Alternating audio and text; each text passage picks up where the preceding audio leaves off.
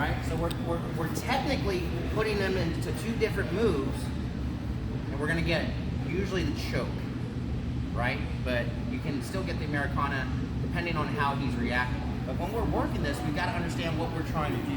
When I'm inside the lapel, it's going to give him more room to roll into where I'm at, so I don't have that downward anchor. That's why I have you grabbing the shoulder, opposed to putting the thumb in the lapel.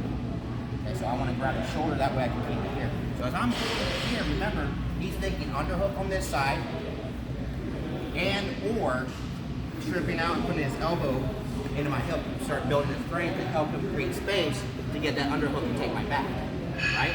So I know he wants to do that, so I'm playing off of it. So now when I'm here and I'm putting all that chest pressure, securing my underhook and tightening up his arm so he can't get the elbow in my hip, he's kind of like, this kind of sucks. Usually we're talking about different kinds of arm bars, using our legs, stuff like that, but now what we're gonna work on is, I guess, called the sneaky choke, the Americana choke, right? So it's two different moves used together. Sometimes I refer to it as double tap. So as I'm here, as soon as I let go of this, it's just like, ooh, there's my opportunity, right? So I have to still limit. This arm's limiting how much he can go, but I still need two arms to limit how far he's going.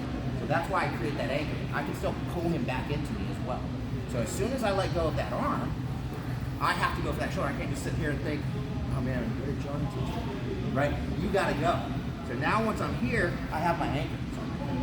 So now that I'm here, it's harder for him to still escape, but he is gonna escape because he's like elbow in the hip. Right? So now when we do Americanas, we want the arm bent for an Americana. So I'm like, ooh, you just gave me half of the Americana. So once he's there, that's when I release this one and shoot it through the elbow right here. Now if you look at his arm, what do I got? The Americana. So as I switch down into that chest down position, my side control, I'm also putting all my pressure from this anchor point down on his throat for the tap. Or if he's still trying to move away from me, cool. I'll crank him with the Americana. Right? So now my main goal is getting that choke right out of the gate, right there. But I still have this option as well. Right? Everybody understand?